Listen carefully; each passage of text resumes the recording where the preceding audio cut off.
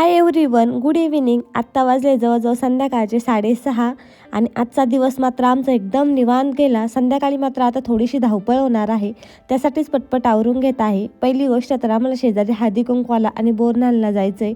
त्यासाठी म्हटलं चला स्वयंपाकाची थोडीशी तयारी करून घ्यावी. तिकडे गेल्यानंतर उशीर होईल, तर मग आल्यानंतर स्वयंपाक पण पटपट उरकणार नाही मला, म्हणून मी स्वयंपाक करून घेत होते. त्याआधी मी माझं आवरून घेतलं, श्रावाचं पण आवरून घेतलं. मी साडी घातल्यावर श्रावचं चाललं होतं की आई कुठे जायचं आहे. म्हटलं मावशीच्या घरी जायचं. आई श्रावला बड्डेची फ्रॉक घाला ना. तिला म्हटलं थांब तुला व्हाईट फ्रॉक घालते. आई बड्डेची फ्रॉक घाला ना. तिला बड्डेची फ्रॉक घातली. तिला पण गोड गोड आवरलं. ती खेळती आता. तोपर्यंत थोडीशी स्वयंपाकाची तयारी करून घ्यावी म्हटलं. आता जवळजवळ 7:30 वाजलेत आणि माझा स्वयंपाक बाकी आहे अजून. तर चला पटकन स्वयंपाक करून घेते. आज एकदम सिंपल बनवणार आहे, मेथीची भाजी, त्यासोबत थोडासा पांढरा भात. आमच्याकडे पांढरा भातच म्हणतात, सिंपल भात आणि त्यानंतर भाकरी. तर चला स्वयंपाक करून घेते. आणि आलोय आम्ही हळदी कुंकावरून. श्राव मात्र एकदम शांत बसली होती, हो ना ग. आणि अशी गोड गोड तयार होऊन गेली होती. कुठे आहे श्राव? इकडे बघ. ते इतकी शांत बसली की एक चॉकलेट पण नाही घेतलं. चॉकलेट आणलं कुठे? नाही, हे तुझेच आहे. नाही आणले. पप्पाला सांगू का फोन करून? पप्पाला सांगू? हो ना. आम्ही दोघी 7 वाजता गेलो होतो आणि 7:30 वाजता रिटर्न आलो. त्यानंतर लगेच मी स्वयंपाकाची तयारी करायला चालू केलं. आधी शेंगदाणे वगैरे भाजून गेले होते आणि मेथीची भाजी पण निवडून ठेवलेली, तर पटपट आवरून जातं. एकीकडे लसूण घेतला परतून आणि एकीकडे भात टाकून दिला. भात होईल तोपर्यंत मग इकडं भाजी पण होऊन जाईल. तर मोहरी वगैरे संपली होती डब्यामधली, ती पण लगेच भरून घेतली आणि मेथीची भाजी छान धुवून घेतली. मसाल्यामध्ये हिरवी मिरची, मीठ, लसूण आणि शेंगदाणे टाकून मसाला एकदम बारीक करून घेतला आणि लसूण परतून झाला की त्यामध्ये थोडीशी जिरे टाकायचे. लसूण आणि जिऱ्याने खूप छान टेस्ट येते मेथीच्या भाजीला. त्यानंतर भाजी टाकून छान परतून घेतली आणि मस्त अशी मेथीची रस्सा भाजी करणार आहे. त्यासोबतच आज बाजरीच्या आणि ज्वारीच्या भाकरी करणार आहे. तर एकीकडे भाजी आणि एकीकडे भात असं दोन्हीकडे टाकलं तर दोन्ही कामं पटपट होतात. आता यांना दोघांना यायला अजून जवळजवळ 1 तास टायमिंग होता, म्हणजे ते आज 8:30ला येणार होते. तर म्हटलं चला त्या टायमिंगमध्ये आपण अजून एखादी 2 कामं करून घेऊयात. आता पटकन आवरलंच आहेत. आणि जेव्हा अशी घाईचा टाईम असतो ना, तेव्हा असा भाज्या ज्या निवडून ठेवलेल्या असतात, मेथीची भाजी म्हणा किंवा मटकी म्हणा, पालक म्हणा, अशा भाज्या करत असते. सकाळच्या टायमिंगला शक्यतो अशा भाज्या आमच्या जास्त होतात, कारण की सकाळी खूप धावपळ असते. सकाळी एक्झॅक्टली 8:30 वाजेपर्यंत सगळा स्वयंपाक झाला पाहिजे असं असतं. त्यामुळे सकाळी जरा जास्त घाई असली की अशा भाज्या पटपट होतात. पण आज संध्याकाळच्या टायमिंगला करते, कारण की तिकडनं यायला उशीर झाला. स्वयंपाक करता करता जेवढी भांडी झाली तेवढी धुवून घेतली की मग किचनवरचा पसारा पण कमी होऊन जातो आणि एकखटी भाट्यांचा लोड पण येत नाही. तर ते भांडे आवरून घेतले आणि काल शाहूचं बोरन्हाण झालं, त्याचं बरंचसं सामानवरती बाकी होतं. आता मात्र मला ते सगळं सामान आवरून घ्यायचं होतं. तसं तर कालच आवरायचं होतं, पण काल बोरन्हाण वगैरे झालं. त्यानंतर आम्ही फक्त पुलाव बनवला. तुम्ही जर व्हिडिओ बघितला नसेल तर खाली डिस्क्रिप्शनमध्ये लिंक देते, एकदा नक्की बघून घ्या. तर जेवण वगैरे केलं आणि त्यानंतर अचानक यांचे फ्रेंड आले. जवळजवळ 10 वाजता आले होते रात्री ते. त्यानंतर त्यांच्यासोबत गप्पा वगैरे मारल्या. त्यानंतर 11 वाजले आणि 11:30 वाजता गेले ते जवळजवळ. त्यानंतर आम्ही एक चक्कर मारून आलो बाहेर फिरून आणि त्यानंतर झोपी गेलो. सो हे काम तसंच राहिलं होतं आवरायचं. तर माझ्या बँगल्स, हार वगैरे होते, ते पण आता व्यवस्थित ठेवून देऊयात म्हटलं. ब्लॅक साडीवरती ना मोत्याचे दागिने खूप छान दिसतात, ते घातले होते, ते पण आता व्यवस्थित ठेवून दिले. आणि हा जो सेट आहे ना, हे सेट मी असे एका कॅट बॅगमध्ये ठेवत असते. माझ्याकडे जेवढी पण अशी गोल्ड टाईप ज्वेलरी आहे ना, आर्टिफिशियल, ती सगळी अशी मस्त बॉक्समध्ये प्लास्टिकच्या पिशवीमध्ये जर ठेवली ना आपण, तर ती खराब होत नाही आणि तिचा कलर पण जात नाही. तर मी असे मोबाईलचे वगैरे जे बॉक्सेस आहेत ना आपले, ते सगळे गोळा करून ठेवलेले आणि त्यामध्ये अशी ज्वेलरी अरेंज करून ठेवलेली आहे. तुम्हाला जर तुमची ज्वेलरी व्यवस्थित ठेवायची असेल ना, तर तुम्ही पण ही आयडिया करू शकता आणि आपल्याला जेव्हा पाहिजे तेव्हा सापडते पण पटकन आणि व्यवस्थित राहते, मिक्स पण होत नाही आणि गुंता पण होत नाही. तर ह्या एका बॉक्समध्ये मी काय काय ठेवलं आहे तुम्हाला दाखवते. तर सेट ठेवले, त्यानंतर कानातले, आपली ठुशी, 2-3 नथा एकत्र करून ठेवल्यात आणि मस्त 2-3 प्रकारच्या ठुशीचे प्रकार आहेत माझ्याकडं, ते ठेवलेत. आणि ही शाऊसाठी मी माझ्या बहिणीच्या लग्नाला बिंदी घेतली होती हळदी लावायला, ती काही माझं लावणं झालं नाही, मी विसरून गेले होते. ते पण छान ठेवून दिलं आणि नथ पण घेतली होती, ती नथ पण मला असंच झालं होतं की लावणं नाही झालं. तर चला ते पण छान व्यवस्थित ठेवून दिलं मी आत्ता.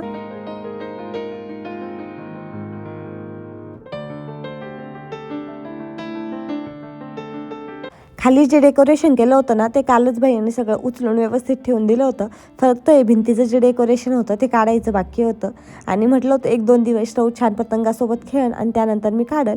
तसंच तिने आज दिवसभर भरपूर खेळली, पण त्यानंतर धूळ वासायला लागली. म्हटलं चला पुढच्या वर्षी परत कामा येईल तर आपण व्यवस्थित आत्ताच भरून ठेवूयात, म्हणजे उद्याचा पण आपला थोडासा लोड कमी होईल आणि तिला खेळायला एखादे 2 पतंगवरती ठेवूयात, जेणेकरून ती पण खुश होईल आणि खेळेल.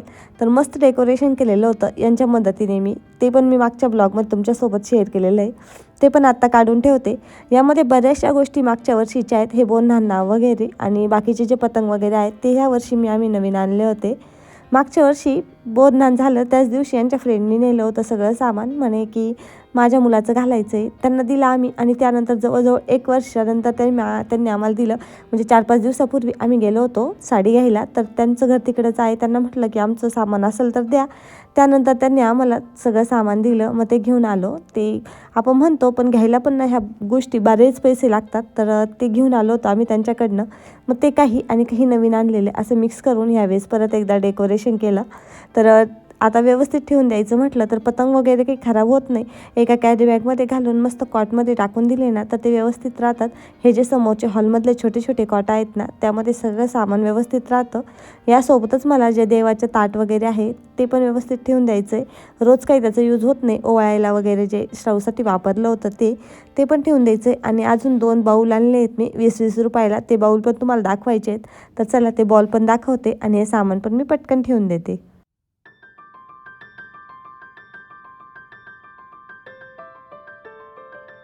ह्या पिटुकलीची मात्र प्रत्येक कामामध्ये भरपूर लुडबुड आहे. तर तिचे 3 बोनधान झालेत आणि अजून 2 बाकी आहेत. तर हे आहे ते बाऊल, ते तुम्हाला मी दाखवते. तर 20-20 रुपयाला भेटले होते सिल्वर कलरचे. मला बोनधानच्या वेळेस तर मला हळदी कुंकू पण करायचं होतं. तर हळदी कुंकवाचे जे वाण आणायला गेले होते मी तिथं हे होते आणि मला खूप आवडले, डेकोरेशनसाठी छान आहे म्हणून म्हटलं घेऊन टाकावं. तसं मिशोवरती पण खूप गोल्डन कलरचे छान भेटतात, ते ऑर्डर करायचे प्रत्येक वेळेस राहून जातात. आणि असं बोनधान असलं किंवा दिवाळी वगैरे असली तेव्हा मात्र मला आठवतं की मला हे घ्यायचं आहे आणि तेव्हा असं होऊन जातं की 1-2 दिवसावर ते आल्यानंतर आठवतं आणि लगेच ऑर्डर केलं तर लगेच काही भेटत नाही. त्यामुळं म्हटलं चला आता पुढच्या वेळेस दिवाळीच्या वेळेस तर नक्कीच ऑर्डर करायचं आहे आपल्याला. आत्ता मात्र हे तात्पुरतं घेऊन टाकूया. आणि 20 रुपयाला खूप छान बसलं, व्यवस्थित पण दिसलं. तर चला हे सामान मस्त कॉटमध्ये सगळं भरून ठेवते आणि तोपर्यंत इकडं माझा भात पण छान शिजला होता आणि भाजी पण उकळली होती. तर तो गॅस बंद करून देते आणि लगेच भाकरीची तयारी करून घेते. हां चकोला चॉकलेट म्हण, चॉकलेट कोणाला सांगायचे? अजून काय करू पप्पाला? हॅलो करू, काय सांगू? चॉको ना, चॉकलेट म्हणजे चॉको का? चॉकलेट बोल ना मग. चॉकलेट मग चोको आणायची. ठीक आहे सांगा तुला. तू कुणाची आहे? कुणाची आहे? आईची आहे नक्की? पप्पाची आईची आहे? नाही तू आईची आहे ना, आईची आहे ना तू? कुणाची आहे? आईची आहे पप्पाची आहे? लगेच येतो. तू आम्हाला काय आणलं ते सांग. ड्रेस वगैरे चेंज करून बसली ती. पिलोने काय सांगितली होती मामा तुला? पेन आणायची. अजून पेन आणायची. पेन आणला? काय आणला अजून? पाटी. पाटी कशी वही आहे का पाटी? पाटी डिजिटल पाटी आणली मामाने. अशी कशी असते बघू बरं. आपण खाली बस, आपण बघू ना. पिंकी आणली ती पण. पिंकी पिंकी कशी ओपन करायची कर बरं.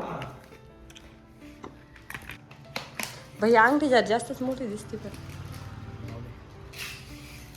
लय छोटी रे. मोठी महाग होती ना मग. कितीची? किती? तिला मांडी घालून बसता यायला पाहिजे ना पाटी. मी लहानपणी एवढी वापरायचो. कितीची पण? 500 नाही जाती आहे ना बा. 500 नाही का बाबा 500. मग 250 करा. त्याचा शुभारंभ करा आम्हाला समजत. शाहूचं नाव काढून शुभारंभ करायचा का? पिनू हे बटन इकडं चालू करायचं, इकडं बंद करायचं. आता चालू आहे, बंद आहे, बंद आहे. बटन चालू केली. चार्जिंग आहे का? सील हे बघ, शाहूचे नाव शाहू. अरे कलर ब्राईट नाही का त्याच्यात? शाहू आहे का? परत परत इथं लिहा, इथं लिहा, डिलीट करायची. इथं लिहून डिलीट करा. कर डिलीट, इकडे खाली डिलीट. डिलीट पण होतं. मामा बऱ्याच दिवसापासून सांगत होता की मी डिजिटल पाटी घेऊन येणार आहे. तो घेऊन आला आणि त्यानंतर आता शाहूचे पप्पा पण आले आहेत घरी. इकडं बघितलं का तुम्ही काय आणलंय? पप्पाने काय आणलं बघ बरं.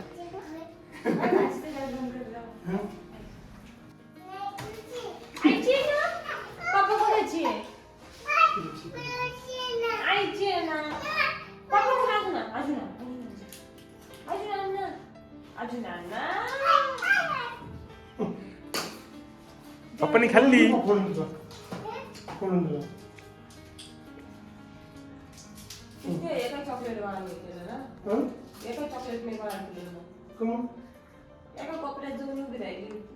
श्रावणी चॉकलेट सांगितले आणि लगेच पप्पांनी घेऊन आले. तर तिला कॅडबरी फोडून देत होता आणि तिची मी मस्ती घेत होते की मला दे थोडंसं.